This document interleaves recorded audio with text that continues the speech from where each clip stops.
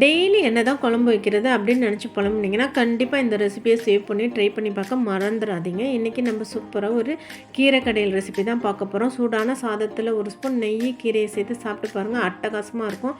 அதுக்கு முதல்ல கடாயில் எண்ணெய், சின்ன வெங்காயம், பூண்டு, தக்காளி சேர்த்து வதக்கிட்டு நம்ம க்ளீன் பண்ணி வச்சுருக்க கீரையும் சேர்த்து 2 நிமிஷம் வதக்குங்க. இது வதக்குனது பிறகு கொஞ்சமாக உப்பு, தேவையான தண்ணி சேர்த்து வேக வச்சு கடைஞ்சி தனியாக எடுத்து வச்சுக்கோங்க. இப்போ மிக்ஸி ஜாரில் அரிசி, ஜீரகம், வேர்க்கடல, காஞ்ச மிளகாய் சேர்த்து பொடி பண்ணி தனியாக எடுத்து வச்சுக்கோங்க.